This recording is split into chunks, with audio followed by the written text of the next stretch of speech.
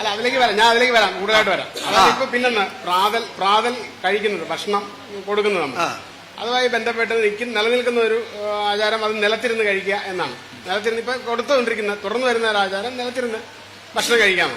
അതിലൊരു കസേരയും മേശയും ഇടാൻ കഴിയുമോ? കസേരയും മേശയും ഇട്ട് അവർക്ക് ഭക്ഷണം കൊടുക്കാൻ കഴിയുമോ? അതിനകത്ത് ദേവനഹിതമുണ്ടോ? കാരണം ഇപ്പൊ അതിനകത്ത് ഒരുപാട് വിഷയങ്ങളുണ്ട്. ഇത് വിളമ്പുന്നത് താഴെയാണ്. 800 പേരിരിക്കുന്ന ഒരു സുദീർഘമായ ഊട്ടുവരയാണ്. എനിക്ക് തോന്നുന്നു കേരളത്തിൽ തന്നെ ഇത്രയും വലിയൊരു ഊട്ടുവര കാണാൻ കഴിയില്ല. അത് നിലത്ത് വിളമ്പാണ്. വിളമ്പുന്ന ഒരു ഇഷ്യൂ വേറെ, വിളമ്പുന്ന ആളുടെ വൃത്തി, അതെല്ലാം ആ പ്രശ്നങ്ങളെല്ലാം നമ്മൾ നേരത്തെ കണ്ടു. അതെല്ലാം ആ പ്രശ്നങ്ങളെല്ലാം ഉണ്ട്. ഒരുപാട് ആൾക്കാർ, വാർദ്ധക്യമുള്ള ആൾക്കാരെ ഭക്ഷണം ഇത് കഴിക്കാൻ, ഭഗവാന്റെ പ്രസാദമായത് ഇത് കഴിക്കാൻ വരുന്ന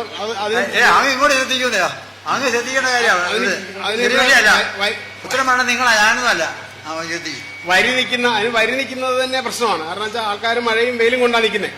അതിനൊരു ഷെയ്ഡ് ഇടണമെന്നുണ്ട് എനിക്ക്. അത് ഈ ഊട്ടുവരയുടെ എക്സ്റ്റെൻഡ് ചെയ്ത് ഇടാൻ പറ്റുള്ളൂ. അതിന് ഞാനൊരു പെർമിഷൻ കോടതിയിൽ ചോദിച്ചപ്പോൾ അത് ഇങ്ങനെ പ്രശ്നത്തിൽ നോക്കി എന്തെങ്കിലും പ്രശ്നങ്ങളൊന്നുമില്ല എങ്കിൽ അപ്പോൾ അതൊരു കാര്യം ചെയ്യാം. അത് എല്ലാവരുടെ തീരുമാനിക്കുകയാണെങ്കിൽ ഭഗവാന്റെ അഭിമുഖം നോക്കാം. അതിൽ 2 വിഷയമുണ്ട്. ഒന്ന്, ഈ പ്രാതൽ എന്നുള്ളത് സാധാരണ അല്ലല്ലോ, സാധാരണമായ ഒരു വിശേഷമായ നിവേദ്യ സമ്പ്രദായം. ഇവിടെ ഈ ദേവൻ അവിടെ വിളമ്പുന്നുണ്ട് മാന്യസ്ഥാനത്ത്. അപ്പൊ ദേവൻ അവിടെ നിലത്ത് വിളമ്പി കഴിക്കുന്നു എന്നുള്ള ഒരു സങ്കല്പം, ഒരു കൺസെപ്റ്റ് ഉണ്ട്. ഭക്തജനം കൈയടിക്കല്ലേ, ഇത് കൈയടിക്കരുത്, സമ്മേളനമല്ല, സംശയം തീരേണ്ടതും മനസ്സിലാക്കേണ്ടതും പറഞ്ഞോണ്ട് വരണത്. ഞാനത് പറയട്ടെ. അതിനാണ് നമുക്ക് അതിനെക്കുറിച്ച് വിശദമായിട്ട് ചർച്ച ചെയ്യാനും പറയാനും വേണ്ടിയാണ് ഞാൻ ഈ പറയുന്നത്. എല്ലാവരും ഉൾക്കൊള്ളാൻ വേണ്ടിയാ. അപ്പൊ അങ്ങനെ വരുമ്പോ ദേവൻ അവിടെ നിന്ന് മാന്യസ്ഥാനത്തിന് ദേവന് വിളമ്പിയിട്ട് കഴിക്കുന്നു എന്നുള്ള ഒരു സങ്കല്പം. ദേവൻ നിലത്തിരിക്കുമ്പോ ഭക്തജനങ്ങൾ നിലത്തിരിക്കാൻ തന്നെ കഴിക്കണം എന്നുള്ളതായ ഒരു പൂർവ്വ വിശ്വാസത്തിന്റെ പരിണത ഫലമായിട്ടാണ് ഈ നിലത്തിരുന്ന് പോകുന്നത്.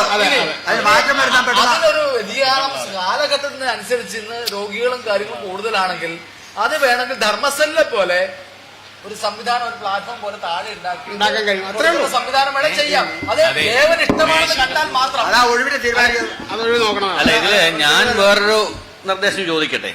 തന്ത്രിമാരുടെയും കൂടെ അഭിപ്രായം അതിൽ പറയേണ്ട വിഷയമാണ്.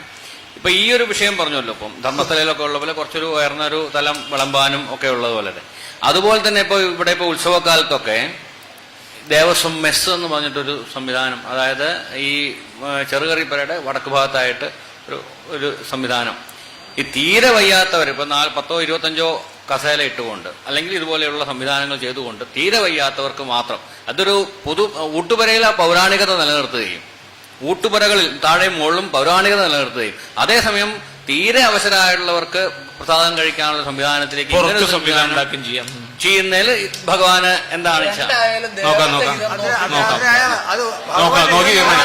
ഏത് തീരുമാനമെടുത്താലും ഇവിടെ വിഭാഗീയത ഉണ്ടാവും. അതിന് അവസാന വാക്ക് എന്ന് പറയുന്നത് ഭഗവാന്റെ ഇഷ്ടം നോക്കിയിട്ട് ഒന്ന് അവിടുന്ന് പറഞ്ഞ അനുസരിച്ചുള്ളതായ കാര്യവും മറ്റൊന്ന് ധർമ്മസല്ല പോലുള്ളതായ സംവിധാനമാക്കുന്ന 2 ഓപ്ഷൻസ് ഉണ്ട്. അതിലേതാണ് ഭഗവാൻ ഇഷ്ടം എന്ന് ധർമ്മസല്ല പോയിട്ടില്ലേ, അവിടെ ചെറിയ ഒരു അതില് ഇല വിളമ്പുകയും അതിലിരിക്കുകയും ചെയ്യാം. ബാക്കി നിലത്ത് തന്നെയാണ്. ഒരു ഇച്ചിരി കൂടെ പൊക്കം, ഒരു ശകലം പൊക്കിട്ട് ഭോജനസ്ഥാനം ഭോജ്യം ചിന്തിക്കേണ്ടത് 4-ാം ഭാവം. ഭക്ഷ്യവും ഭോജ്യല്ലേ?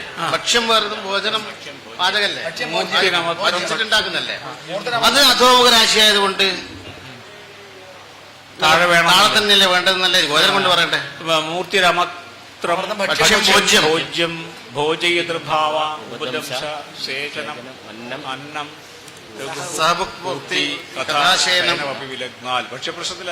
ഭോജന പ്രശ്നത്തിലല്ല. അതെല്ലാം ഇതിൽ മനുഷ്യ വിഷയത്തിൽ എന്തെല്ലാം പറഞ്ഞിട്ടുണ്ടോ അതൊക്കെ ഒരു പരിധി വരെ എടുപ്പിച്ചോളല്ലേ പറഞ്ഞു.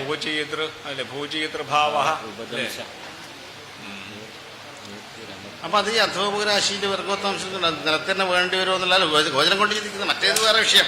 മറ്റേത് പിന്നെ ദൈവാനുഗ്രഹം ചിന്തിക്കട്ടെ, നമുക്ക് ഇതിനെ കൂടി ശരി, അതിലൊരു എനിക്ക് അതിനകത്തൊരു ദൈവേച്ച് നോക്കുക, അതല്ലെങ്കിൽ അതിന് ചർച്ച കുറെ കാലം നിൽക്കുന്ന ഒരു ഇഷ്യൂ. ഭഗവാനോട് ചോദിക്കാം. അഭിപ്രായത്തിന്റെ ഒരു സമന്വയം കാലഗതിയിൽ വരുന്ന വ്യതിയാനങ്ങൾ പലതും വരുന്നുണ്ട്. അത് ഒരു കാര്യം വേണം, എല്ലാവരുടെ അംഗീകാരം നോക്കുള്ളൂ. അത് മതിയല്ലോ. ആര് പറഞ്ഞു 2 പേര് പറഞ്ഞാലും 4 പേര് പറഞ്ഞാലും നോക്കിയല്ല, എല്ലാവരും ഒരുമിച്ച് പ്രാർത്ഥിക്കുകയാണെങ്കിൽ മാത്രമേ നോക്കുള്ളൂ. മതി മതി. നിങ്ങൾക്ക് ഏകാഭിപ്രായം വരണം. ആർക്ക്? എനിക്കല്ല, അങ്ങനെയല്ല. കാരണം ഇത് ഒരു വിവാദമായിട്ട് ഭാവിയിലേക്ക് പോകാൻ പാടില്ല. അതുകൊണ്ട് അത് ദേവന്റെ ഇഷ്ടം നോക്കിയിട്ട് എല്ലാവർക്കും ബോധ്യമാകത്തക്ക രീതിയിൽ അത് നിങ്ങൾക്ക് എല്ലാവരും ഒരുമിച്ച് പ്രാർത്ഥിച്ചാൽ ദേവന്റെ ഇച്ഛ അതിന് വിപരീതമാണ്. അതായത് ധർമ്മസ്ഥല പോലെയല്ല. എന്റെ അമ്മ പ്രായമുള്ളവരാണ്, പ്രാർത്ഥന അറിയിക്കുമ്പോ അത് കഴിക്കാൻ പറ്റുന്നില്ല, അതായത് സങ്കടം, അത് ഇരിക്കാൻ പറ്റില്ല. നമുക്ക് ഒരിക്കലും ഭഗവാനെ ധിക്കരിച്ചുകൊണ്ടല്ല നമ്മൾ ഇതിൽ പോകുന്നത്. നമ്മൾ ഉദ്ദേശിക്കുന്നത് ഇപ്പോഴത്തെ തലമുറകളാർക്കും ഒന്ന് മുട്ടുമടങ്ങിയിരിക്കാൻ പറ്റുന്നില്ല. അതില് ഭഗവാൻ അതിർത്തിയുള്ളതെന്നുള്ളത് അല്ലാണ്ട് ആരും ധിക്കരിക്കാനല്ല. അല്ലെ, ഈ മുൻകാലത്തും പ്രായമുള്ളവരുണ്ടായിരുന്നല്ലോ. അല്ല, മുൻകാലത്തും പ്രായമുള്ളവരുണ്ടായിരുന്നല്ലോ. അത് തന്നെ അവിടെ നമ്മളെ കുട്ടി ഇത് കേൾക്കുവോ? അങ്ങ് പറഞ്ഞ ശരിയാ, അങ്ങ് പറഞ്ഞ് കുട്ടി ഇത് കേൾക്കുവോ? മറ്റൊരു സ്ഥലത്തില്ല. അല്ലല്ല, ഇത് പ്രാസലെവിടെയില്ല, അന്നദാനല്ല, പ്രാസലെവിടെയില്ല, അന്നദാനല്ല. അത് എപ്പോഴേ അദ്ദേഹം പറഞ്ഞു, യുക്തമായ ഒരു പോംവഴി വന്നിട്ടുണ്ട്. ഇപ്പൊ അദ്ദേഹം പറഞ്ഞിട്ടുണ്ടത് ഈ കൂട്ടുവരകളെ ഒഴിവാക്കിക്കൊണ്ട് അതിന് വേറെ സംവിധാനം ഉണ്ടാക്കുക. നല്ല ഊട്ടുവരയിലെ പൗരാണികത നിലനിർത്തുക. ഊട്ടുവരയിലെ പൗരാണിക നിലനിർത്തുക കേട്ടോ. മറ്റൊരു സൗകര്യം ഉണ്ടാക്കുക, വയ്യാത്ത ആളല്ലേ. അതിപ്പം അവിടെ വരുമ്പോ ക്രിയാഭാഗമായിട്ട് ഇവിടെ അല്ലാന്ന്, ഊട്ടുവരയിലല്ല. ആലോചിക്കാൻ പറയാം. ക്രിയാഭാഗമായിട്ട് വിളമ്പുന്നു അവിടെ അല്ലാതെ ആക്കുകയും അതന്നെ മറ്റൊരു അതേപോലെ നല്ല പൊമ്പഴിയാണ് അദ്ദേഹം ചെയ്യാം. അതിലേ പറ്റുള്ളൂ. ആ കുട്ടി നല്ലൊരു പൊമ്പഴി അദ്ദേഹം പറഞ്ഞിട്ടുണ്ട്. നമ്മുടെ മേശാന്തി നിർദ്ദേശിച്ചിട്ടുണ്ട്, നോക്കാം. മനസ്സിലായില്ലേ? അല്ലാതെ ഊട്ടുവരയിൽ അത് കൊണ്ടുവന്നിടുന്ന നോക്കുന്നതിനേക്കാൾ ഔചിത്യം അതാണല്ലോ അദ്ദേഹം പറഞ്ഞത്. അതിപ്പം ഊട്ടുവരയിലൊരു മാറ്റം നമ്മൾ വരുത്തിയെന്നില്ല. അതേസമയം അതൊക്കെ ശരി, അതന്നെയാണ്. അത് നേരത്തെ പറഞ്ഞല്ലോ, ഭഗവാൻ പോകുന്നതിന് മുമ്പേ ഇതിനകത്തൊന്ന് പോകുന്നുണ്ടെന്ന് നേരത്തെ പറഞ്ഞല്ലോ. എല്ലാം കൂടി പറ്റില്ലല്ലോ. അങ്ങനെ പറ്റില്ല, എല്ലാം കൂടി പറ്റില്ലല്ലോ. ഒന്നേലും അച്ഛൻ നമ്മുടെ മാതൃകല്ല. അല്ലെ, ഞാൻ ചാത്തോണ്ടാ അച്ഛൻ പേര് കിട്ടാം, പേര് കിട്ടപ്പോഴും അച്ഛന് എന്ന് പറയുന്ന സമ്പ്രദായം പറ്റില്ല. ഇത്രേ ഉള്ളൂ, അതിലിത്രേ ഉള്ളൂ. ഭഗവാൻ ഇച്ഛ നോക്കുക. എല്ലാം കൂടി നടക്കില്ല. നമ്മളിപ്പോ ഈ എക്സംഷൻ എന്താ പറഞ്ഞറിയോ? തീരെ അവശതായ ആൾക്കാരുടെ കാര്യത്തിന് വേണ്ടി മാനുഷികമായ പരിഗണന വേറെ ചെയ്യണു. അപ്പോൾ ഊട്ടുവര സമ്പ്രദായം മാറ്റണമില്ല, നന്നായില്ലേ? ഏറ്റവും നല്ലതല്ലേ അത്? അത് വിരോധമൊന്നുമില്ല, നോക്കാം. ഏതായാലും ദേവഹിത അല്ല, ഇതിലിപ്പോ ഊട്ടുപരയില് നിലത്തിരുന്ന് കഴിക്കുന്നത് തന്നെയാ പ്രാധാന്യം. എന്തുകൊണ്ടാച്ചാൽ പ്രസാദം എന്നുള്ളതൊക്കെ അതിന് തന്നെയാ പ്രാധാന്യം. പക്ഷെ ഇതിന് നിർവാഹമില്ലാത്തവർക്കാണ് നമ്മളൊരു മനസ്സിലായ സംവിധാനം, അതെ, സൗകര്യം ഉണ്ടാക്കുക. അതാണ് ഞാൻ പറയാൻ കാരണം. അപ്പം അതിന് ഇപ്പം ഈ പ്രാധാന്യം എപ്പോഴും ഊട്ടുപരയിൽ താഴ്ത്തിരുന്ന് കഴിക്കുന്നത് സംശയമില്ല. അതിന് വയ്യാത്തത് കൊണ്ട് അതുകൊണ്ട് ചെറിയൊരു ധർമ്മസ്ഥല പോലെ ചെറിയൊരു സംവിധാനം ഉണ്ടാക്കിയാലും അത് കഴുകാൻ പറ്റും, വൃത്തിയാക്കാൻ പറ്റും. ഇപ്പൊ ഇതൊന്നും അടിക്കാനേ പറ്റും. അഷ്ടമിക്ക് 151 പറഞ്ഞ അരിയുടെ പ്രാധാന്യം നടക്കുക. ഏതാണ്ട് രാവിലെ 10 മണി മുതൽ വൈകുന്നേരം 4 മണി വരെ കണ്ടിന്യൂസ് ആയിട്ട് ഭക്ഷണം കൊടുക്കുകയാണ്. രാവിലെ 10 മണി മുതൽ വൈകുന്നേരം 4 മണി. അപ്പൊ അതൊന്നും ഓരോ പ്രാവശ്യം ഇത് ഭക്ഷണം ഒരു പന്തി കഴിഞ്ഞാൽ ഇത് ക്ലീൻ ചെയ്യലൊന്നും പ്രായോഗികമല്ല. അപ്പൊ ഒന്ന് വീണ ഭക്ഷണത്തിന്റെ പുറത്ത് തന്നെ പിന്നെയും ഭക്തനിരുന്ന് ഭക്ഷണം കഴിക്കേണ്ട സ്ഥിതിയൊക്കെ ഉണ്ട്. അങ്ങനെ ചില പ്രശ്നങ്ങളുണ്ടായിരുന്നു. മറ്റേതാകുമ്പോ അതുണ്ടാവില്ല. ഈ ഒരു ചെറിയ പീഠം കിട്ടിയാൽ തന്നെയും അതൊന്ന് തൂത്തുപോവാം. അതിനകത്ത് ഇരിക്കേണ്ട പ്രശ്നമില്ല. അവിടെ അങ്ങനെയാ, ഇത്രേ ഉള്ളൂ. ഞാൻ കഴിച്ചിട്ടുള്ള ധർമ്മസ്ഥലത്ത് അതെ, ഒരു പീഠം. അപ്പൊ അതായത് പ്രത്യേക പീഠത്തിന്റെ സങ്കല്പവും വരും. അപ്പം തന്ത്രിമാരുടെ അഭിപ്രായം നോക്കാവുന്നതാണ്. അത് അങ്ങനെയാണെങ്കിൽ അത് നോക്കാവുന്നതാണ്. അത് ആലോചിച്ച് തീരുമാനിക്കണം. എല്ലാവരും പ്രാർത്ഥിക്കണം. അതിന്റെ ആവാം. മറ്റതിന് ചോദ്യം അപ്രസക്തമാണെന്ന് പറയാൻ പറ്റില്ല. ഇതിങ്ങനെയാ. ഈ ഊട്ടുവരയ്ക്ക് ഒരു ചെറിയ എക്സ്റ്റൻഷൻ, അതായത് ഈ ഇവിടെ ക്യൂ വരി നിൽക്കുന്ന ആൾക്കാർക്ക് മഴയും വെയിലും കൊള്ളാതെ പിന്നെ ആവാലോ. അത് പിന്നെ നോക്കാനില്ലായിരുന്നു. ഈ അതായത് പ്രാതല് കഴിക്കുന്നതിന്റെ വിഷയത്തിൽ ഇന്നലെ ഒരു ചർച്ച വന്നായിരുന്നല്ലോ. അപ്പൊ അതില് നമ്മൾ പറഞ്ഞത് ധർമ്മസ്ഥൽ മാതിരി ആ തറയിൽ ഒരു ചെറിയ ഇതുപോലെ ഒരു ഉണ്ടാക്കിയിട്ട് അവിടുന്ന് ഭക്ഷണം കഴിക്കും. തീരെ നിവൃത്തിയില്ലാത്ത ആൾക്കാർക്ക് പുറത്ത് മാറ്റി വേറൊരു സജ്ജീകരണം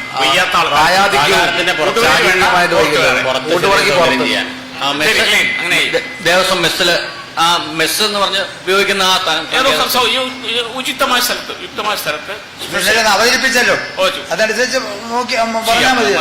പൗരാണികത നിലനിർത്തി കഴിക്കാനുള്ള സമ്പ്രദായത്തിന് മാറ്റം വരില്ല. സാറേ ഇനി നമ്മളെ അങ്ങനെ ഇത് നോക്കേണ്ട കാര്യമുണ്ടോ? അപ്പുറത്തെ കസേര ഊട്ടുപരയിൽ ഇടുന്നില്ല. കൂട്ടുവരല്ല അപ്പുറത്ത്. അതെ, ഊട്ടുപരയിൽ ഇടുന്നില്ല കഴിഞ്ഞ പാടില്ല. അത്തരത്തിലുള്ള സമീപനം ഊട്ടുപരയിൽ എവിടെ ഇടുന്നില്ല എന്ന് പറഞ്ഞില്ലേ? അതല്ലേ അത് സ്പെഷ്യൽ. ഊട്ടുപരയിൽ ഇടാൻ പാടില്ല, ഊട്ടുപരയിൽ ഇടുന്നില്ല എന്ന്. പിന്നെന്താ എത്ര ഭംഗിയായി അത് നിൽക്കുവോ? ഭംഗിയായത് ധർമ്മസ്ഥലം പോലെ ഊട്ടുപര. ഊട്ടുപുരയിൽ പ്രാതൽ കഴിക്കുന്നതിന് പീഠം പോലുള്ള സംവിധാനം ഉണ്ടാക്കാവുന്നതും വൃദ്ധരായവർക്ക് പുറത്ത് മേശയും കസരയും ഉപയോഗിക്കാവുന്നതുമാണ്. പ്രാതലിന്റെ അല്ലേ പീഠം എന്ന് പറഞ്ഞാൽ ഇങ്ങനെ വായിച്ചു. ഊട്ടുപുരയിൽ പ്രാതൽ കഴിക്കുന്നതിന് പീഠം പോലുള്ള സംവിധാനം. ധർമ്മസ്ഥലം നമ്മൾ പറയില്ലേ, ഈ നിലത്തുനിന്ന് ഒരു ശകലം അല്പം മുങ്ങി, അതായത് കഴുകി വൃത്തിയാക്കാനും ഇരിക്കാനുള്ള സംവിധാനം മാത്രമല്ല. അപ്പൊ ഏകദേശം നിലം തന്നെയാണ്, നിലത്തിരിക്കൽ തന്നെയാണ്. അത് നമുക്ക് ആ പലകിട്ടിരിക്കുന്ന പോലുള്ള ഒരു സംവിധാനം മാത്രമേ ഉള്ളൂ. പൊക്കത്തിലല്ല, ധർമ്മശാല ഇത്രയും പൊക്കം വരും. പറഞ്ഞല്ലോ, ധർമ്മശാല പോലെ. അതിലൊരു സാധനം ഇപ്പൊ ഇങ്ങനെ വെച്ച് കഴിഞ്ഞാലേ ധാരാളം ആളുകൾ അങ്ങ് നടക്കുന്നല്ലേ. കാരണം ഒരു സൈഡിൽ മാത്രമായിരിക്കില്ല, പല നടുവിലെല്ലാം ഉണ്ടാവല്ലോ. അപ്പൊ തടഞ്ഞ് വീഴാനുള്ള സാധ്യത ഒക്കെ ഉണ്ടാവും. ഈ നിലത്തലെ ഇല വെക്ക് നടക്കുന്നതിനൊക്കെ വൃത്തിയാവുകയും ചെയ്തത് കഴുകി വിടാനും എളുപ്പമാണ്, ഇരിക്കുന്നവർ കഴിക്കാൻ പറ്റില്ല. നേരത്തെ പറഞ്ഞത് സുഖമായിട്ട് കഴുകിവിടാം. കൂട്ടുവരയിൽ ഈ സംവിധാനം വേണ്ടെന്നും അല്ല, അപ്പുറത്തെ മുറി അല്ല, ഈ കൂട്ടുപരയിൽ ഇതേ പറഞ്ഞിട്ടുള്ളൂ. ഇത്ര ഇരിക്കും, നമ്മൾക്ക് നിലത്തിരിക്കില്ലേ, ഇലയിടാനുള്ള ഒരു പീഠം പോലെ ആണിരിക്കാൻ താഴ്ത്തിരിക്കാൻ ഇരുന്നു കൊണ്ടുവന്ന വേണമെങ്കിൽ അത്രേ ഉള്ളൂ. ചേട്ടൻ ധർമ്മസ്ഥലിൽ പോയിട്ടില്ലേ? അവിടുത്തെ മാതിരി രീതിയല്ല ഇവിടെ. അല്ലേട്ടാ, അത് അതിന്റെ സംവിധാനം പറയുന്നില്ല, അതിന് ആ ചെയ്യേണ്ട സമ്പ്രദായം അത് വേണമെങ്കിൽ ആവാന്നേ ഉള്ളൂ, അത് ശരിയെന്നല്ല. എല്ലായിടത്തും രീതികളുണ്ട്. ഇവിടെ നിങ്ങൾക്ക് ഇവിടെ സമ്പ്രദായത്തിൽ ഇത് മാത്രം മാക്സിമം അതിൽ പറഞ്ഞിട്ടുള്ളൂ. ഇരുന്ന് കഴിക്കുന്ന സമ്പ്രദായം മാറ്റിയിട്ടില്ല. എച്ചിന് വീഴാതിരിക്കാനും സംവിധാനം ആവുകയും ചെയ്യും. ഇവിടെ ഈ പഴയ കാലത്തൊക്കെ മിന്നത്ത് വരെ ഇലയിട്ട ചോറ് കൊടുത്തുള്ള അപ്പൊ എച്ചിൽ ഇവിടെ പ്രശ്നം വരുന്നില്ല. ചേട്ടാ, അത് സമ്മതിച്ചു ഇങ്ങനെ തന്നെ മതിയായി. എന്തൊരു പ്രശ്നം, നിങ്ങൾ ചെയ്യുകയാണെങ്കിൽ ഇങ്ങനെ ചെയ്യാം, മറ്റത് വേണ്ടെന്നാ അപ്പൊ അതിന്റെ അർത്ഥം. അതിന് വേറെ സ്ഥലം ഉണ്ടാക്കാം. ഇതിനകത്ത് രസം പഞ്ചിട്ട് കൊടുക്കാൻ പറ്റില്ല, അതേ ഉള്ളൂ അതിന്റെ കൺസെപ്റ്റ്. അത്രയല്ല ഒരു ഉദ്ദേശം. വെറുതെ ഈ പൗരാണികമായിട്ട് നിലത്തിരുന്ന് കാര്യങ്ങൾ ചെയ്തിരുന്നു. വയസ്സാകുന്നതിന്റെ കുഴപ്പമുണ്ട്. വ്യാഴത്തിന് വയസ്സാകുന്നുണ്ട്, സമ്പ്രദായം വിടാൻ പാടില്ല. പറഞ്ഞോളൂ പറഞ്ഞോളൂ.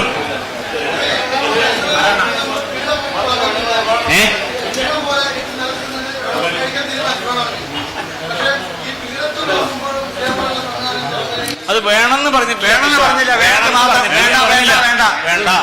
മറ്റ് ക്ഷേത്രങ്ങളിലെ അവലംബിക്കപ്പെട്ട് ഇവിടെ എന്തുകൊണ്ടാണ് കസേരയും ഡെസ്കും ഇടാൻ പാടില്ലാത്തതെന്നുള്ള ചോദ്യത്തിന് മറുപടി ഇന്നലെ ഉദയകുമാർ പറഞ്ഞു. അതിന്റെ കാരണം മാന്യസ്ഥാനത്ത് ദേവൻ നിലത്തിരുന്ന് തന്നെ ഊണ് കഴിക്കുന്നു എന്നുള്ളതിന്റെ ആ ഭാവനയുള്ളത് കൊണ്ടാണ് അതങ്ങനെ ചെയ്യാൻ പാടില്ലാത്തതെന്നും പറഞ്ഞു. ആ വിഷയം അത് നിന്നു.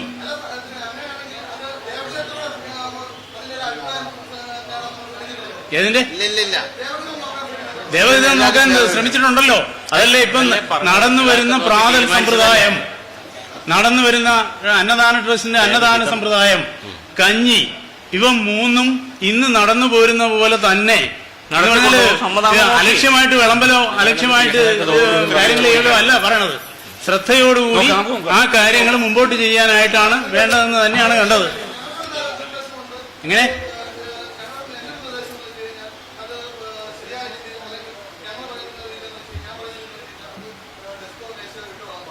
ഇട്ട് വിളമ്പാൻ പാടില്ല ഫുള്ളായിട്ട് പറഞ്ഞതല്ലേ ആ വിഷയമൊക്കെ. ദേവന്റെ പാടില്ല. എന്നിട്ട് അതൊക്കെ ഇതാണ് കാരണം. ദോഷമായിട്ട് കണ്ടതാണ്. അതുകൊണ്ട് അത്രയും എന്ന് പറഞ്ഞ എന്തെല്ലാം അഭിപ്രായം ഉണ്ടാവും? അവിടും ഇനി ആ നിർമാല്യം നിർമാല്യ ദർശനം അതൊരു സംശയം പ്രകടിപ്പിച്ചതാണ്. അത് ആർക്കാ അറിയേണ്ടത് ആർക്കാ? നിങ്ങൾക്കാട് പറയും, നിങ്ങൾക്കാട് പറയേണ്ട കാര്യമില്ല. അല്ല, പൃച്ഛകൻ